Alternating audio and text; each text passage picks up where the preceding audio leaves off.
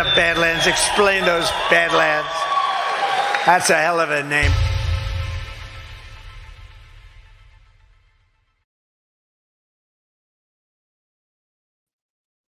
Good morning, everybody. I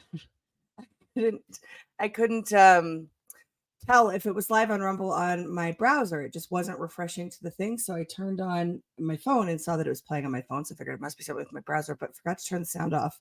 So I was hearing the end of the intro. Good morning, everybody. Welcome to the brief. It is November 30th. It's Thursday. It's Friday Eve, we could also say, which can't come quickly enough this week. It's been a week, and we're headed into some pretty interesting times. We're going to get into some of it in the brief today. I did a thread last night on the 14th Amendment cases around the country. There are 22 states. That's where I got 22nd from. There are 22 states that are either have already had a lawsuit about this, and are potentially in appeal, like here in Colorado, or are going to have those cases coming up soon. Now, these are interesting cases because of it's a ballot. It's ballot access, and the ballots have to be done by a certain time, depending on where you are in the country. So it's going to be really interesting. Before we get into all of that, let's hit our first amazing sponsor. That is the Wellness Company. We live in dangerous and unstable times. Pandemics, international insecurity, shortages, supply chain disruptions, and an economy on the brink. We know we can't simply trust the government to protect us. Now more than ever, everyone needs to be prepared. Being prepared is more than just stockpiling ammo, food, and supplies. Being prepared should also include stockpiling critical prescription medications, and that's where the Wellness Company comes in. The Wellness Company's medical emergency kit contains the prescription and antibiotics, antivirals, and antiparasitics that you need to keep you and your family safe. From anthrax to tick bites to COVID to even a bioweapon like the plague, the Wellness Company's medical emergency kit is exactly what you need to have on hand to be prepared. Go to badlandsmedia.tv/TWC today to order your kit and save an additional 15% with promo code Badlands. That's badlandsmedia.tv/TWC, the Wellness Company, TWC, promo code Badlands. And you should get yourself some of their mushrooms, some of the pine needle tinctures, pine needle extract. I know Patrick and Brian are both huge fans of that, but let's take back our health. All right, we're going to get into the brief, but I want to say hi to everyone. What's up? Silent Whisper was first in the chat. Happy Thursday. Caius TV, woot. Love it. Maggravator is here. Maggravator is so amazing, always putting our links in the chat, our incredible sponsors in the chat, and really helping us out in that way. And I saw that you've got to leave in 45 minutes. I didn't happen to see where you were going. So, safe travels, and I will miss you.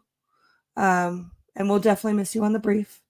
I will be joining Brian on the brief today because Patrick is on his honeymoon, which if you follow Patrick on social media, then you know he's doing his honeymoon wrong because he's still posting on social media.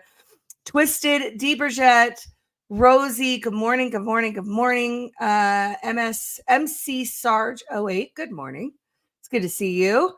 Heidi, it's good to see you. Lisa, I don't even know how to, JDHLFHKHH. That feels like you're trolling me with that handle, but good morning. Dina, good morning. It's good to see you. Cinco, Reberhard, Bubble Cell. These don't sound like real names. Trump, NATO, Angie, it's good to see all you guys. Patrick of Kekistan, it's good to see you. Our Red Lisa, Joe, love my fam too. What's up? Crystal, Baba Ganoush, Medbeds, Whiskey Girl, Benane, and I know I didn't hit all of you guys, but you guys are amazing, and I just wanted to say hi Let's talk about the Badlands News Brief. So, as a reminder, Badlands News Brief is published Monday through Friday on Badlands Substack. That's badlands.substack.com. And this one is entitled "The DOJ Deploys All Assets and an Infamous Politico Dies." Ding dong, the witch is dead. All right, we'll get into that too. All right. Special counsel Jack Smith demanded info on Americans who favorited or retweeted Trump tweets, newly released docs show, because apparently we all live at The Hague now. Special counsel Jack Smith demanded information on Twitter users who liked or retweeted former President Donald Trump's tweets leading up to the January 6th riot, according to a heavily redacted search warrant and other documents released Monday. Smith's comprehensive search warrant sought the 2024 Republican presidential primary frontrunner's search history, direct messages, and content of all tweets created, drafted, favorited, /liked, or retweeted by his account from October 2020 to January 2021. This is so dystopian. Forget about the fact that he's a political candidate, and this is all political speech. The fact that they can go to Twitter and say, "Hey, you need to give us everybody who liked President Trump's tweet." How is that like? Okay, sorry, sidetracked. The special counsel also demanded a list of all devices used to log into Trump's then Twitter, now X account, as well as information on users who interacted with the then president in the months leading up to January 6, 2021. Court filings show. Among the information Smith sought were lists of all Twitter users who favorited or retweeted Trump's tweets, as well as all tweets that include the username associated with the account in mentions or replies. American greatness. Yeah, so this is horrifying to me. We're talking about right now a presidential candidate. At the time, he was the president of the United States. He was the president of the United States. The regime said that he lost the election. He believes it's his duty to rectify what happened with that. He's pursuing legal challenges, speaking at events, engaging with his supporters, which, according to the regime, was 74 million Americans in 2020. We all know that number is highly likely much higher, right? Because they lie. And Joe Biden did not get 81 million lawful American votes, real lawful American votes, as Chris says. There's nobody that believes that. Deep down, there's nobody that believes that. I will die on this hill. There is nobody that actually believes that Joe Biden got 81 million real lawful American votes. There are people who don't want to deal with what it means if they admit that he didn't. And I think that's where we are in this part of the awakening, which I think is great. But then, enter people like Jack Smith. My dog is being noisy. I have one of those plastic things on the floor where so the chair can roll, and as she's stretching in her sleepiness, she scratched the plastic. I don't know if you guys heard that, but it shocked me there for a second because I forgot she was back there. Yeah. So, okay, Jack Smith coming in here and saying, okay, like it's an insurrection. And let's remember, the only court that has said it was an insurrection is the Colorado court. And that was a civil trial. But we're going to get into those in all the 14th Amendment stuff in a minute, because it's another story in today's brief. Let's read BB's take. The original story came from American Greatness. BB's take: somewhat lost in the admitted flood that has become the various Trump trials, especially Jack Smith's, is the prosecutor's quote from this week related to the former president, whom he called a sophisticated actor with an expansive platform. Who the hell does this guy think he is? Jack Smith, not BB. Well, the context of this quote comes out of the DOJ's argument to compel Twitter Inc. to produce at real Donald Trump's personal user data and history when he was publicly using the platform. It takes on added significance in the context of the public narrative war that is in the offing between the weaponized DOJ and the America First movement. The legal arguments are going to continue for months, as Trump's team protests Smith and the DOJ's continued overreaches as unconstitutional in a bid to get these cases elevated to the Supreme Court. But if we truly are watching partisan deep state actors go after Trump, these legal filings demonstrate their true feelings on what Trump represents: an existential threat to the system of systems. Burning Bright. I love it when Burning Bright talks about system of systems, because back in I actually have do I have the book here? Oh, I have it somewhere. I have it on one of my bookshelves, but it's not on the one near me. But there's a whole business domain of teams stuff, and it comes out of a military author, former military, who's doing corporate consulting now. There's a lot of that, by the way, applying military principles to corporate change programs. That happens a lot. Jocko Willink has a whole practice associated to that. There's a lot of guys that do. And I think that's hilarious, because they keep telling us that we're all, weaponized and militarized. One of the articles talking about, so I love it when he talks about system of systems, because that's exactly what it is. The idea of team of teams became very prevalent in the past, in the prior decade.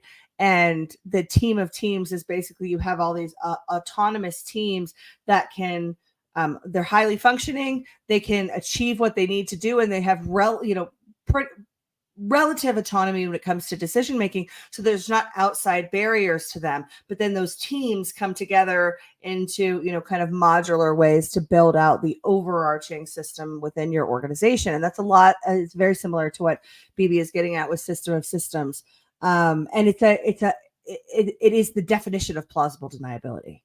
Right. You've got as they keep trying to centralize, global corporate communist regime, keep trying to centralize all of our mechanisms of government, elections, media, access to rights, judicial rulings. As they try to centralize and move these things further away from the people, we see that their systems and their system of systems, as BB says here, is highly decentralized. Because highly decentralized is how you drive change. And we talk about that every Sunday at 6 p.m. on Culture of Change, Absolute 1776 and I. And we are going to be we're taking a break from Bloodlines this week. We might touch on a little bit about it, but we're going to be getting into the CTIL files that Schellenberger and Taibbi put out this week. I felt vindicated reading those. You've got videos of these people saying, right? There's no doubt about what they mean. Basically saying, the government is restricted in what it can do statutorily. The government can't do this on its own people, and that's why they need us. And we've got to help them out, guys.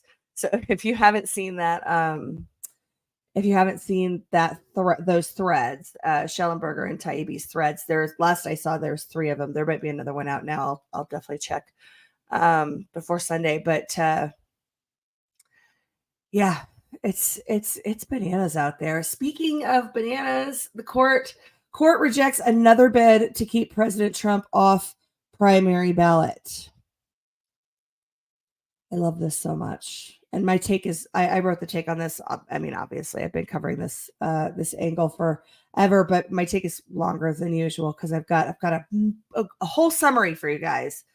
A federal district court in Rhode Island on Monday rejected a bid to disqualify former President Donald J. Trump from candidacy in the 2024 presidential elections, citing an earlier ruling by an appeals court that rejected a similar claim. Chief Judge John J. McConnell of the U.S. District Court in Rhode Island on Monday summarily dismissed a complaint by John Anthony Castro, a lesser-known Republican presidential candidate from Texas who sought to disqualify President Trump from the ballot. That marked another defeat for Mr. Castro, who has filed lawsuits in more than 24 states over the past few months, including the one in Rhode Island that was dismissed today to disqualify Trump from the ballot for the 2024 presidential election.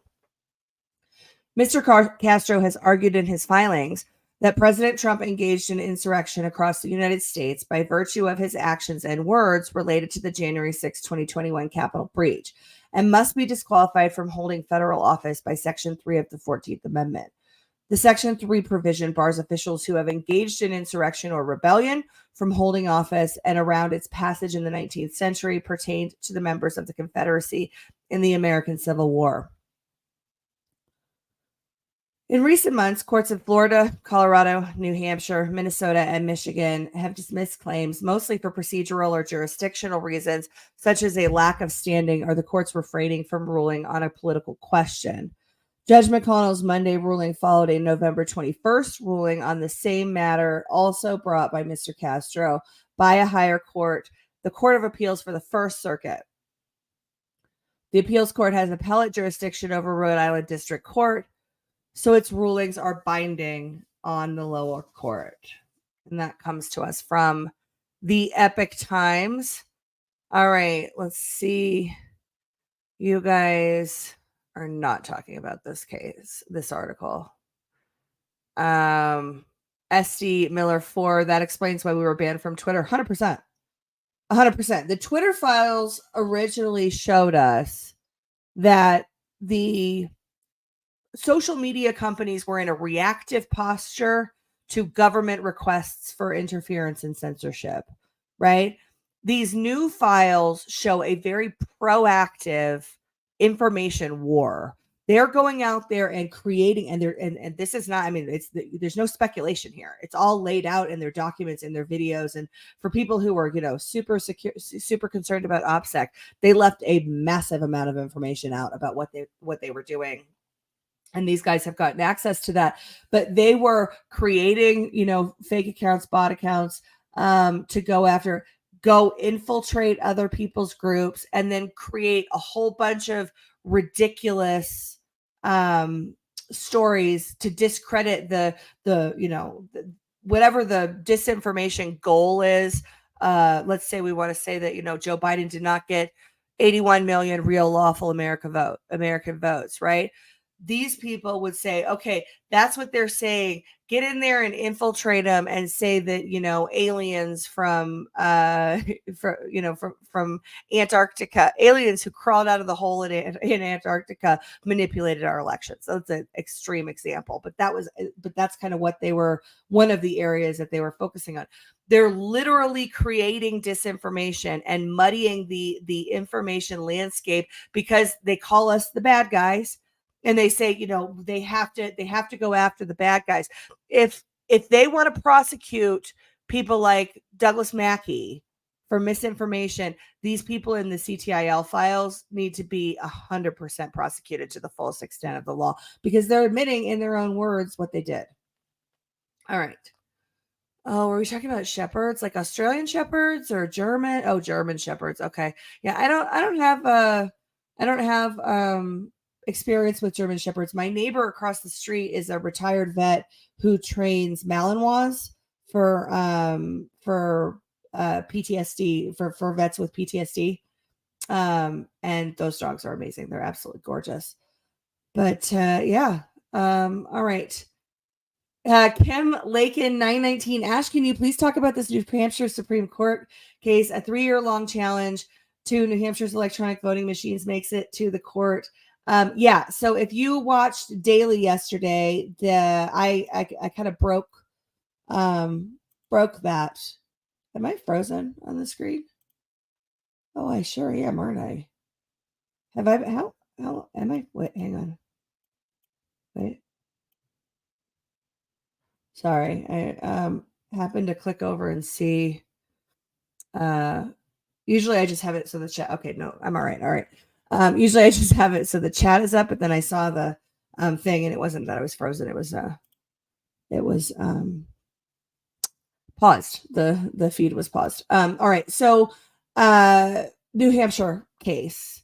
So this is Dan Richard, has been pro se litigant fighting to get his evidence of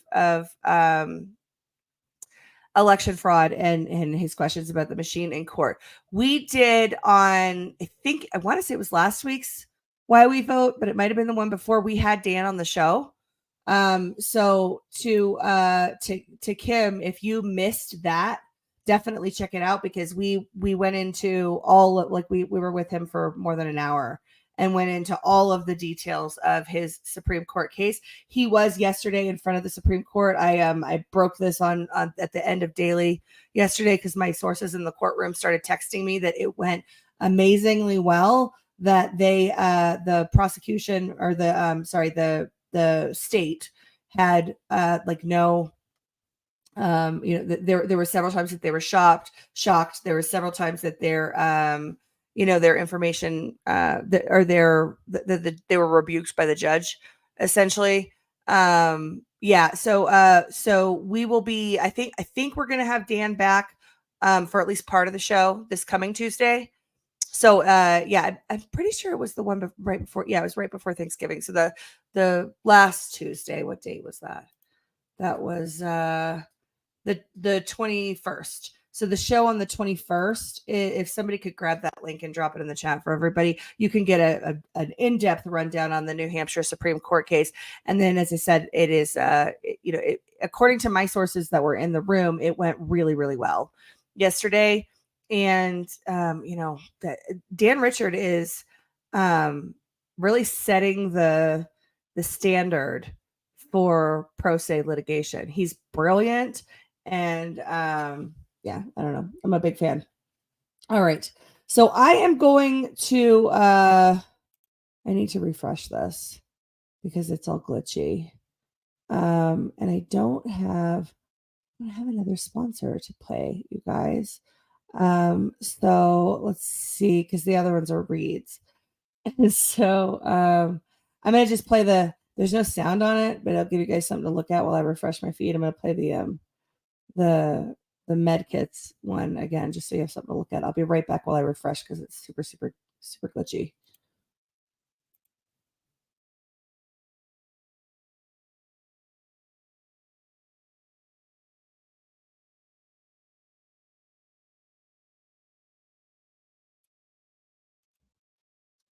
All right. Hopefully that solved it. Okay. Let me pull back up the brief. But yeah, Kim, thank you for bringing that up. We did, Brian and I talked about it a little bit yesterday on Daily, but it is great. It's absolutely great. It's a huge win. And MedBeds, I know there's no sound on the clip. I teed it up by saying there's no sound on this clip, but it was the only video that I had to give you guys something to look at. Otherwise, you'd be looking at a blank screen. And, that's not fun. All right. So let's get into all of these cases about keeping Trump off the ballot, right? By my count, there are 22 states with 14th Amendment Section 3 challenges to President Trump's 2024 candidacy. 6 states, Florida, Colorado, New Hampshire, Minnesota, Michigan, and now Rhode Island, have declined to prevent President Trump from being on the ballot. But the challenges and the rulings are all over the place. So we're gonna jump into them. In Florida, a federal district judge ruled that a lawyer and other voters who challenged Trump's candidacy didn't have standing. That was the first one. That was August 31st. Minnesota Supreme Court dismissed a challenge on November 8th, ruling that there's no law barring President Trump from serving on the primary ballot, but they left it open for challengers to be able to retry the case in the general election should Trump win the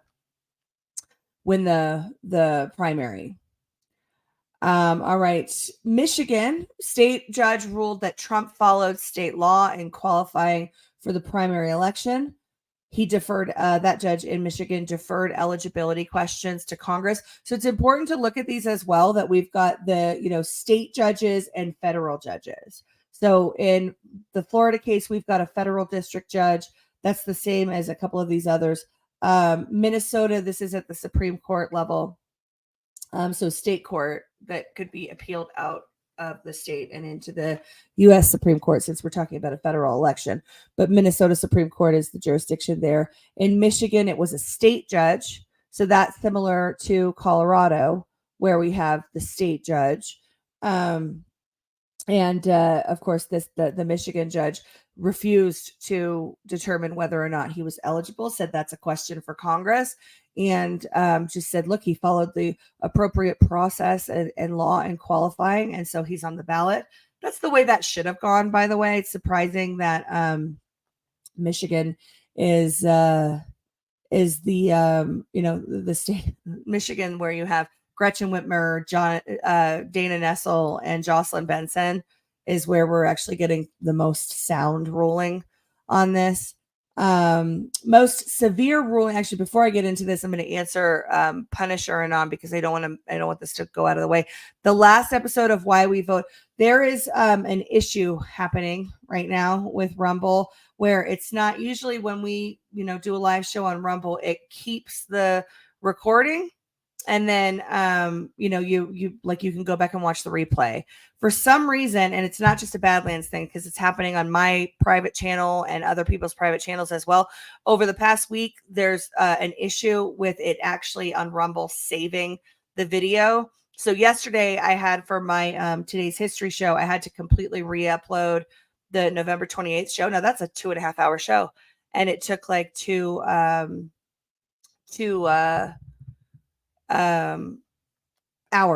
to get it uploaded.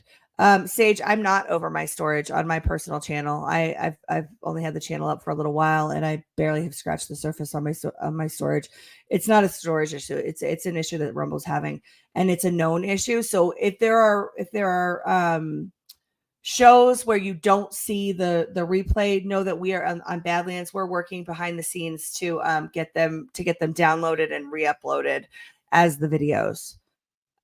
So yeah, I mean, you guys, Rumble is it's off narrative, and therefore under attack. What are we talking about right now? We're talking about being off narrative, leading to you losing access to your civil liberties.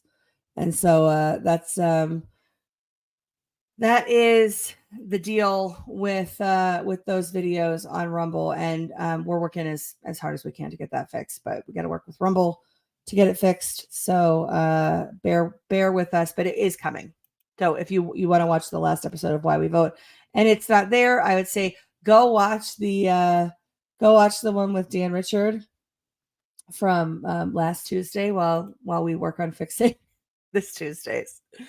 See what I did there? All right. So the most severe ruling on these 14th Amendment challenges came in Colorado, whereas we've been reporting a state judge ruled that Trump incited an insurrection on January 6th and therefore engaged in insurrection within the meaning of Section 3 of the 14th Amendment, but that Section 3 of the 14th Amendment does not apply to Trump. And those are her words. Throughout the trial, she called him President Trump. She sounded very, those of you guys that were watching, she was, very soft-spoken and, very, but she kept calling him President Trump. In her ruling, she said, 14th Amendment does not apply to Trump. Political hack. November 17th was the day that happens. You can see these are moving pretty quickly, right? We've got August 31st for Florida, Minnesota for November 8th, Michigan for November 14th, and then Colorado in November 17th. Colorado ruling is being appealed by both the petitioners and the interveners in the Colorado Supreme Court on Wednesday, December 6th. We will be covering this. I certainly will be covering this case all the way to the end, which from a statutory standpoint, Colorado has to be done by December 29th. That's the thing that's kind of good about these challenges, is that it's ballot access. So this isn't like we're gonna argue and litigate this forever, like a lot of the other, COVID cases or even some of the other election cases.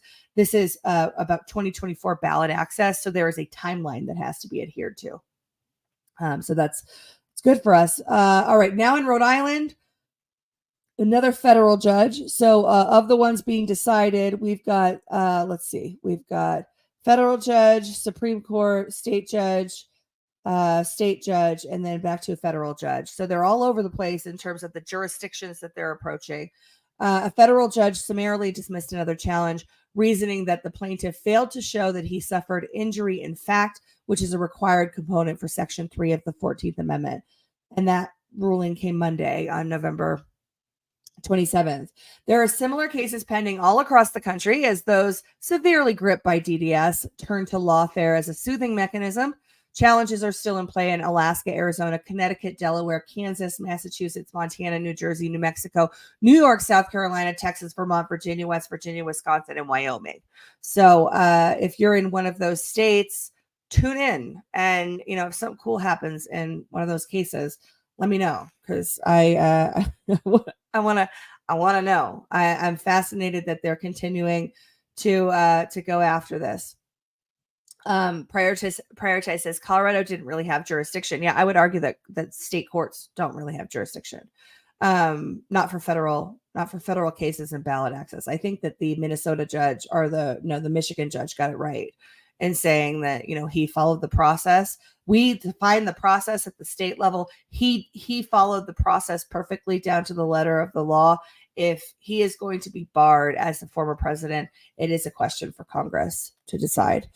All right. So the lawyers are making a fortune subverting the Constitution. At what point does this become abusive process or frivolous litigation, or more likely a mental health diagnosis?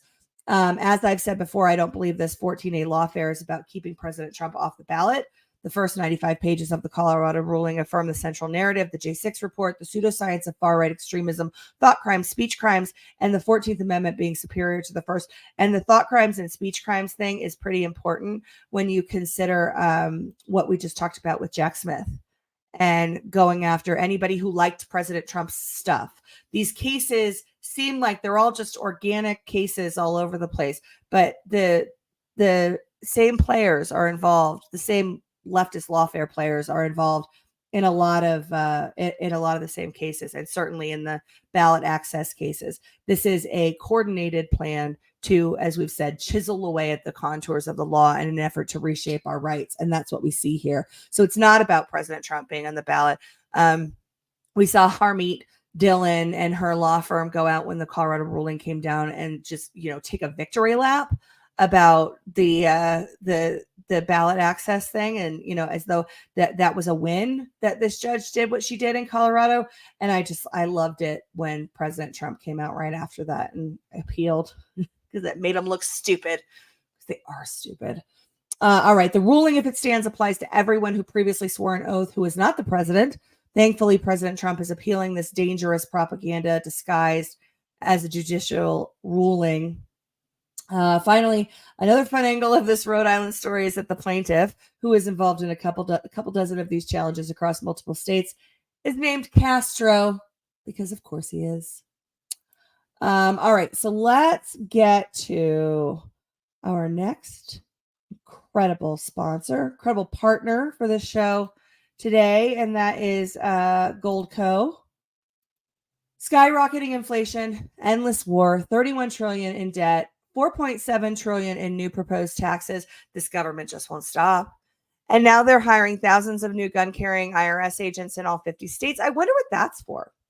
The truth is, things could get a whole lot worse if you're not protected. And that's why we've partnered with the top-rated precious metals company, Goldco. Goldco has helped people like you and people like me place over $1 billion in gold and silver. For those with retirement accounts, they're offering the Brief supporters up to $10,000 in free silver when opening a qualified IRA account. For cash buyers, you're going to love this. You get bonus silver just for making a purchase. If you buy $15,000 worth of precious metals, you'll get $750 in bonus silver. If you buy $25,000, you'll get $1,250 in bonus silver. This is your opportunity to protect yourself from our out-of-control corrupt government. Go to badlandsgold.com to learn how you could get started today. That's badlandsgold.com. All right. Let's see. Somebody asked me a question and I missed it. Okay. Did you see the Johnson YouTube drop I tagged you in this morning? No, I have not been on any social media this morning. So I will check that out probably after daily, because I'm running right into daily after this show. Oops, forgot to thumbs up. Don't forget to thumbs up, guys. Please smash the thumb. We need you to smash the thumb. It helps us out and we appreciate it. And it'd be good to have Patrick come back to just being lousy with thumbs. So please smash that thumb. There are 23, almost 2,400 people watching, and 343 thumbs. And so please smash it. Need you guys. Come on, man. All right. So let me get back over into this view. Henry Kissinger, the diplomat who helped reshape the world, dies at 100. Ding dong, the witch is dead. Henry Kissinger, a ruthless practitioner of the art of realpolitik, who had an outsized impact on global events and who won a premature Nobel Peace Prize for ending a war that kept going, is dying. Yeah, he ended he got a Peace Prize for a ceasefire that failed. A cunning, erudite strategist whose transformative diplomatic efforts helped to reshape the world. Kissinger was 100. It's yeah. I need Patrick here. Patrick here to say all the things that I'm thinking. His death on Wednesday was announced by his consulting firm. No cause was given. The former Secretary of State will be forever connected with President Richard M. Nixon, particularly for their efforts in 3 areas: getting America out of the Vietnam War, opening diplomatic relationships with China, and reducing tensions with the Soviet Union. For decades thereafter, Kissinger's work with Nixon, President Gerald Ford earned him the role of the Republican Party's elder statesman when it came to foreign policy. The middle American professional politician and the German-born Harvard professor wrote, sorry, I lost my place. Harvard professor wrote, George C. Herring, in America's Longest War of Nixon and Kissinger could hardly have been more different in background, but they shared a love of power and a burning ambition to mold a fluid world in a way that would establish their place in history. Loners and outsiders in their own professions, they were perhaps naturally drawn to each other. No homo. 1973, Kissinger shared a Nobel Peace Prize with Le Duc Tho, his North Vietnamese counterpart, for hammering out an agreement to end the Vietnam War. The accord, which was signed on January 27th, 1973, had, quote, brought a wave of joy and hope for peace over the entire world, the Nobel Committee said. Yeah, so a wave of joy and hope is enough to get a Nobel Peace Prize, even when your entire strategy fails. Naturally. That just makes sense, doesn't it? Doesn't that seem like it just makes sense in the current environment that we're in? All right, what do you guys think about Mr. Kissinger, taking the escalator downstairs? Chris Jacques, exactly which evil, horrible person? Yeah. Medbeds, Kazarians for 100, Ash. Yeah. The fact that he died at 100, and dude was like, he looked like the evil, sinister version of Humpty Dumpty, or like Danny DeVito's Penguin in the Batman movie, right? Like he was not an attractive man. And maybe that's why he was such a rabid, despicable communist. But he's dead now, and the world breathed a sigh of relief. T. Skillet, Henry was 100 years old, proves America has the best health care. Yeah, and that adrenochrome is a hell of a drug. Patrick, Satan went back to hell. Love to hear Spree. Love to hear Demons or Patrick's take on Demon Kissinger. I am going to make a note that on Tuesday, when Patrick is back, we're going to ask him about his take on Kissinger's death, because I also want to hear it. But we can't bug him right now because he's on his honeymoon, and Ashley, his wife, will be very unhappy with us if we interrupt his honeymoon. All right, so I have taken that note down because I'm with you, Spree. I want to hear it as well. Yeah, Medbeds on the adrenochrome. Nailed it. Rosie, he will not be missed. Yeah. 100 years old, no mystery of death. Thank you very much. Yeah, yesterday on Today's History, we covered that there was a nun who lived to be 113. She allegedly that she died at 113. But she was a woman, and women live longer than men. So, all right. Let's see. Gum Gum, he's had his finger in so many evil changes. Yes, facts. Facts. Faith Above, Kissinger wrote the papers on depopulation. Yeah, the guy is a real scumbag. He's had his hand in pretty much every evil thing. So like I said when I started the story, ding dong, the witch is dead. We've got BB's take on the story. The era in which Kissinger made his name was before my time, and while I have attempted deep dives into particular eras of interest for me, like all of us in the truth community do, I can't pretend to have done so regarding either the Nixon administration or its various connections. However, Kissinger's influence and, more importantly, his systemic origins elevated him to the status of infamous more than famous, his name being synonymous with the concept of shadow government and this, as this publication remarks, realpolitik for all American generations since.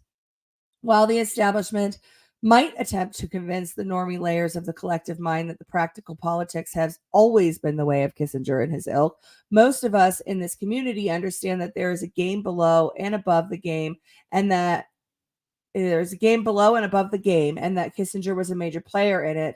I look forward to your takes in the comment section, Burning Bright.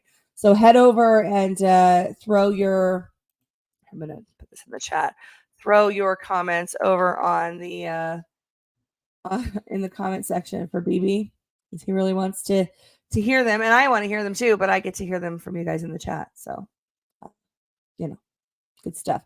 Let's hit our final advertising partner, and then we will bring down. I might not be able to get to go deep into all of the bonus items because just in the interest of time.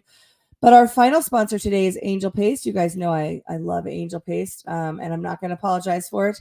I will never apologize for it. I loved listening to the guys on DPH last night kind of very awkwardly work their way into talking about lotion, and John being very, very uncomfortable. But Angel Paste is game changing. It is for me, it's my magic beauty serum. For Kyle, it's treating his cracked hands from working in the shop and working with his hands. For John, it was a game changer for his sunburns at Gart too. Anybody who has used it has kind of a story of how Angel Paste has changed their life. For me, it is, as I said, my magic beauty system, beauty serum. It is all natural. Angel Paste is all natural, organic, American made. It is made using only food grade plant oils. Patrick's sister Barbara makes it at her home in Spring, Texas, and it's different than other products. It has no preservatives or other chemicals that get absorbed through your skin into your bloodstream. I've talked about how it's helped my husband's beard. Brian uses it on his beard hair.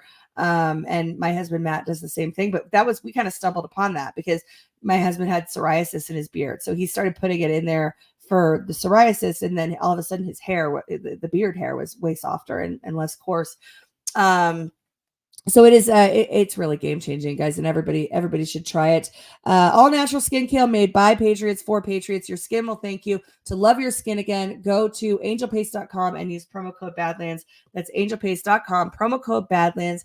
And then finally, guys, as I mentioned before, please don't forget to hit the thumbs up on the video. Let's get the show on the Rumble leaderboard and keep moving up, taking over those spots on the leaderboard. Another way that you can support Badlands for free is to become a Badlander. You head over to badlandsmedia.tv, click connect from the top menu, and then be a Badlander. You can register, and then once you're registered, you can download clips from all your favorite Badlands shows to share on your social media accounts. You can also print out flyers and stickers and that you can hand out at the event. Let's keep growing our community because we are the news now. And in case you guys, I didn't realize I still had the Angel Paste thing up. Sorry, guys. In case you missed it, we now have Rumble playlists for all of our Badlands shows. So one of the things that's been a little bit hard to navigate up to this point is all of our shows are on one channel, the Badlands channel, and they're all intermixed together because they're driven by timing. Now you can go to the Badlands Rumble page and go to the playlists, and you can go in and see individual shows and the individual show franchise and all of the episodes associated with them. So that's a great thing. The question about the cost of angel paste in the chat, if you as a woman, eye creams, face creams, that stuff is hundreds and hundreds of dollars. Don't don't claim to understand my personal supply chain for my angel paste, because you don't know what you're talking about. But the cost of angel paste, when you consider the volume that you're getting, as a woman, if you're talking about eye creams, talking about face creams, those creams are giving you for teeny tiny little, like a teeny tiny tub of eye cream for like $80. So much different. Much different than what we're talking about with angel paste. It seems like it's a very expensive bottle of lotion, but angel paste is all food grade plant oils. Have you ever tried to buy food grade plant oils? You can the cost of food grade plant oils is significant, particularly in comparison with angel paste. All right, authorities demand access to private social media conversations to spy on anti-mass migration. You guys sensing a theme?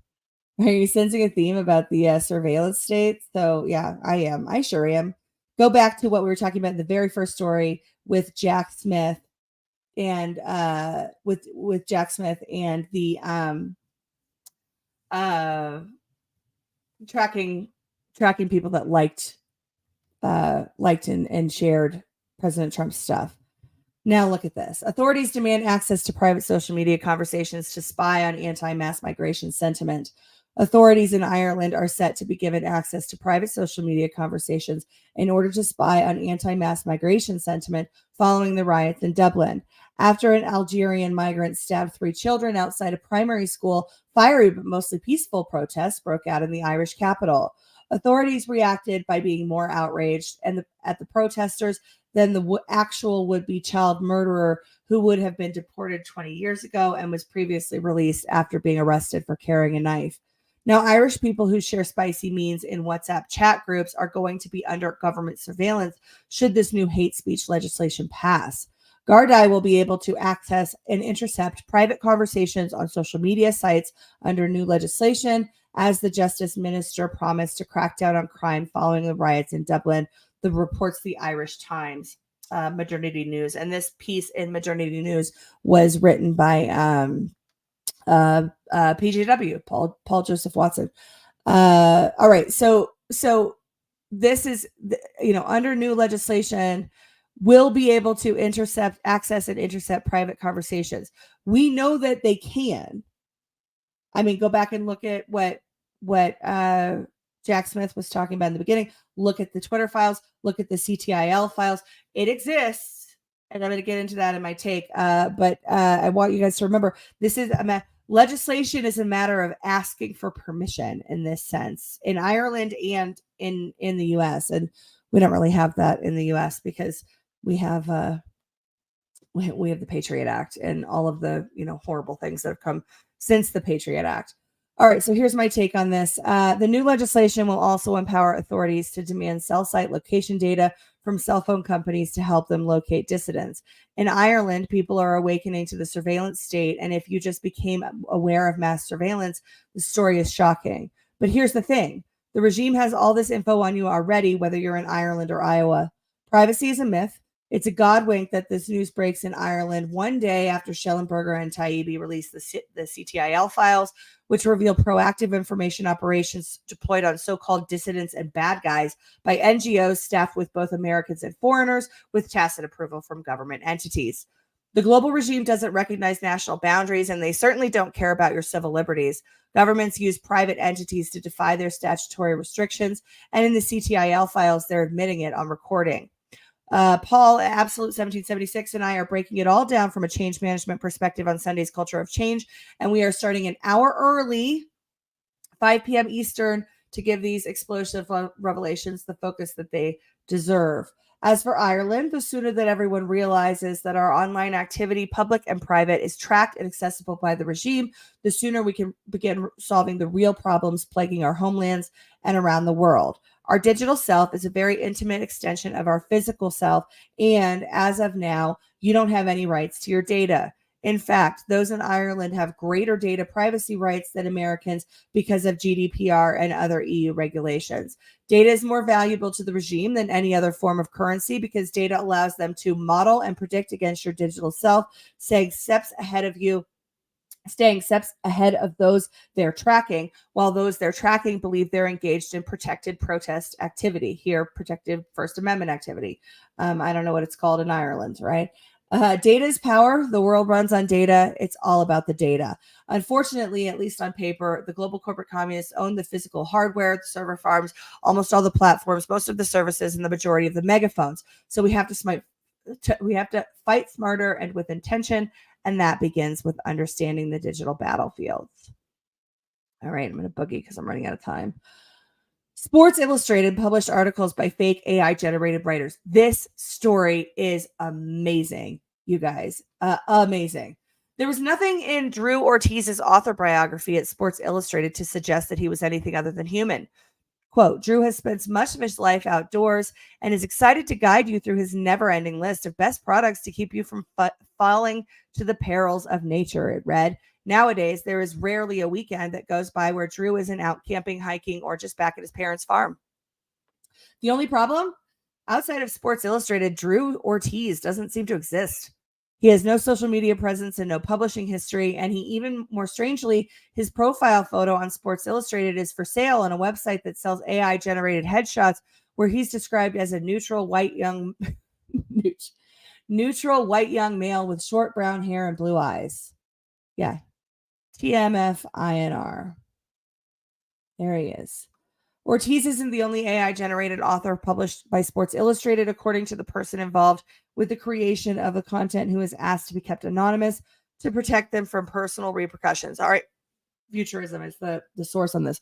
Before we get into Burning Bright's take, can we just talk about the fact that Sports Illustrated is shoving equity down everybody's throats, but when they're creating fake writers, they make them blonde hair and blue-eyed, or brown hair and blue-eyed white dudes? Like, what is even happening? Reality collapse is real, guys. All right. One of the most comically dystopian stories of the week comes out of Entertainment Media Complex, with Sports Illustrated and some of the other brands in the Arena Group coming under fire for allegedly posting AI-generated content from AI-generated writers, each of which they attempted to pass off as human. What's particularly funny about the report is that the Arena Group is engaging in Overton's goalpost regarding the whole affair, initially blaming third-party vendors for the mishaps while denying that AI content was involved. Of course, this clued their readers into the fact that Sports Illustrated and the street content was not original, but was licensed out to third-party vendors before further backpedaling was forced when the author profiles of the writers turned out to feature AI-generated headshots for sale in a popular database. The American public is being educated on the prospect that virtually everything they have seen out of the establishment is indeed quite fake. Newcomer Kimberly 65, bless you for all you do, Ash. Thank you so much. I appreciate you, and I appreciate the rant. And I am going to be joining Brian. So we're going to read the headlines on the rest of these stories. And I encourage everybody, please head over to the Substack, like the post for today, and subscribe. All of our content is free. If you want to help us and subscribe to the Badlands Substack, those of us that write for the Badlands Substack appreciate you. Even more than we appreciate you now just for reading it. But it's all free, and you can definitely get the rest of the stories and the rest of the take. Disney admits woke strategy pivot has adversely impacted the company. SEC filing reveals. I mean, duh is the answer to that. And Bernie Bray has a great take on this. Senior CIA official posts then deletes pro-Palestine content. That's hilarious. I wonder if she was on the wrong account. Like if she wasn't on her alt, she meant to be on her alt, but she was actually on her CIA account. And then Black Friday dud. Retailers heavily dependent on shopping frenzy day saw sales drop. So Red Friday, guys. Red Friday. Let's keep it going. Let's keep it going where we starve the globalists. If you have to buy, mainstream stuff, go to the discounters because the margins have already been taken out pretty much for the the globalists in the resellers. But I say shop local, American made, hit the main street in your local town, or go to Badlands Marketplace or to many of our amazing partners and buy your presents that way. Finally, I have no problem being hated, Musk tells boycotting advertisers to GFY. And that is the show today, guys. I am going to get out of here because, like I said, I got 3 minutes until I got to go jump with Brian, and I definitely need some more coffee. So everybody have an amazing day. I'll see you guys over in the chat on Badlands Daily. And yeah, peace. Thank you so much for joining us, and don't forget to hit the thumbs up on this video. And a special thank you to all of our advertising partners. Please remember to shift your dollars to support those businesses that support Badlands Media.